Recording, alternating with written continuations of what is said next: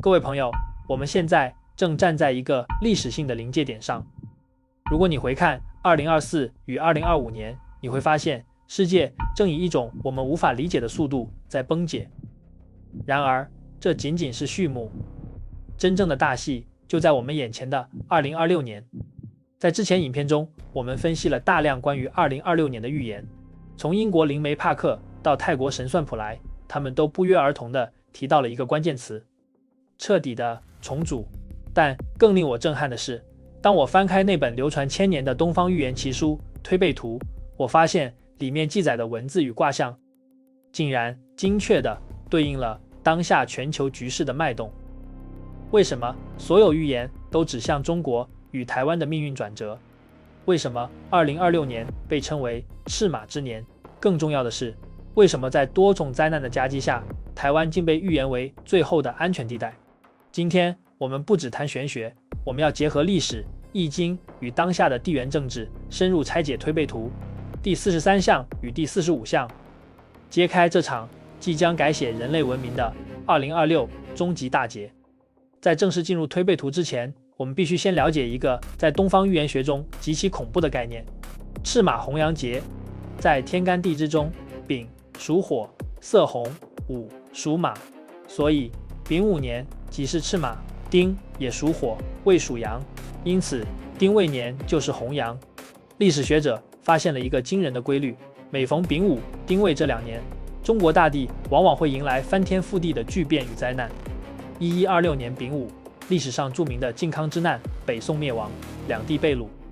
1866年丙午，太平天国运动后的动荡余波，加上外患不断。1966年丙午发生了什么？想必大家都清楚，那是一场持续10年的浩劫起点。现在下一个赤马年正是2026年，紧接着2027年则是红羊。这意味着未来这2年能量将会极度燥热、暴力且不稳定。这不是巧合。在易经的角度看，丙午火气极旺，代表着极阳转阴的关键转点，而推背图正是捕捉到了这种能量的波动。现在请大家看这张图，推背图第43象，卦象为鼎。定曰：君非君，臣非臣，始艰辛，终克定。颂曰：黑兔走入青龙穴，欲进不进，不可说。唯有外边根树上，30年中子孙结。这一象被公认为是预言台湾与中国命运最精确的一章。君非君，臣非臣的混乱。这句话描述的是一种权力地位的暧昧。在现代语境下，这指的正是不对称的政治格局，谁也不是谁的君，谁也不是谁的臣。这种名分不明的状态已经持续了数十年，但在2026年，这种状态将迎来彻底的冲击。黑兔走入青龙穴，黑兔是2023癸卯年，青龙是2024甲辰年。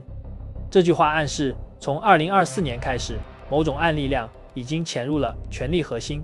欲进不进，不可说。这句话写得极其传神，它描述了一种想结束却结束不了，想发动却犹豫不决的焦虑状态。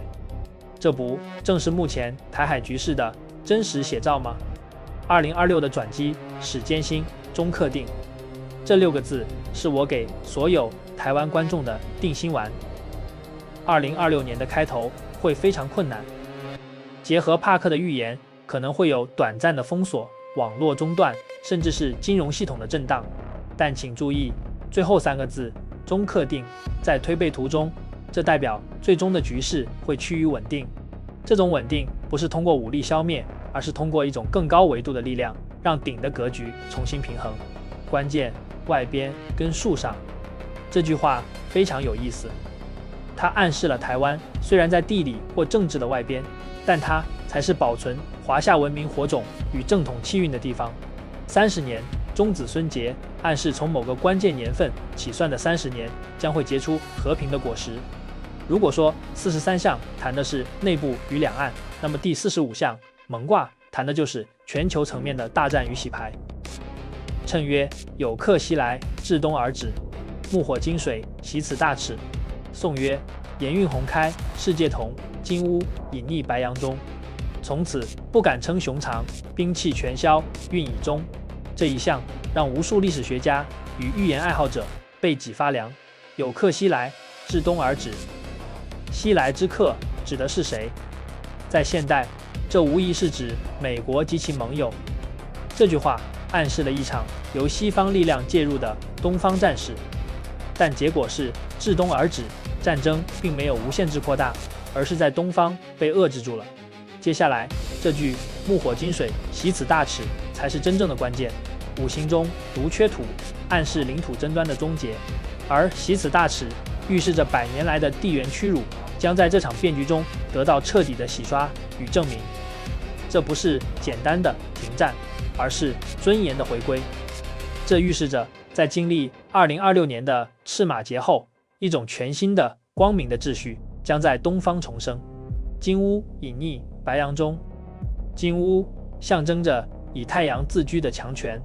这句话极其玄妙，它描述了某个强大政权的沉没，结合帕克提到的冰川式崩解，这预示着某种看似强大的结构会在2026到2027年之间像冰山一样无声无息地崩溃，消失在历史的海洋中。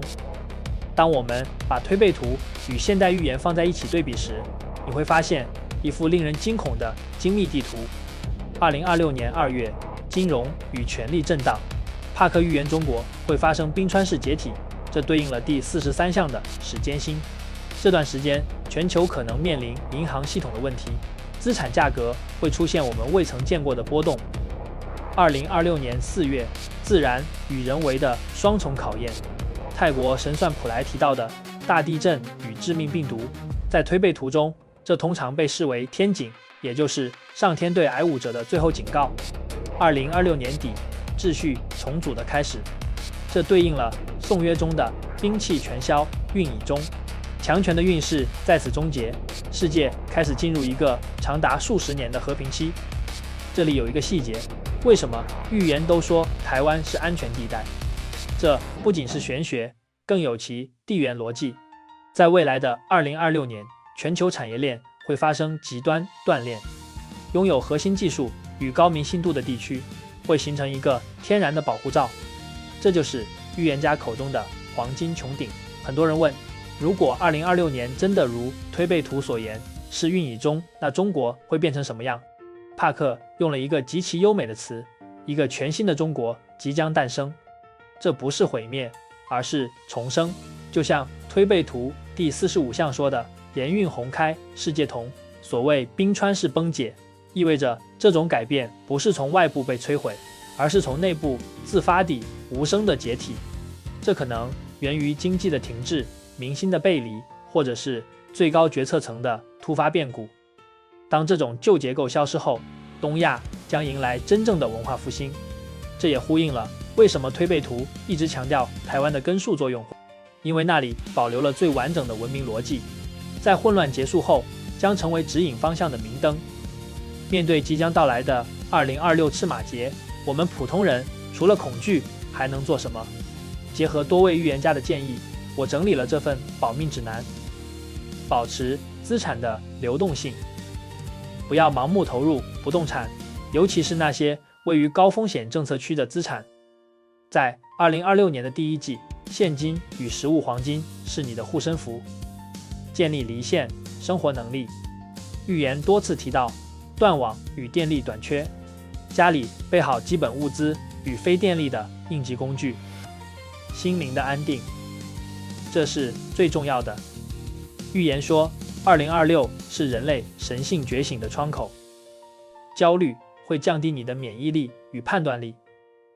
避开极端地点。2026年的4月与5月，尽量避免前往大断层地带或政权核心冲突区。关注食物供应。预言提到的米贵与粮荒，并非空穴来风，适度储备耐放的粮食。远离愤怒与对立。在能量暴力的丙午年，冲突会被无限放大。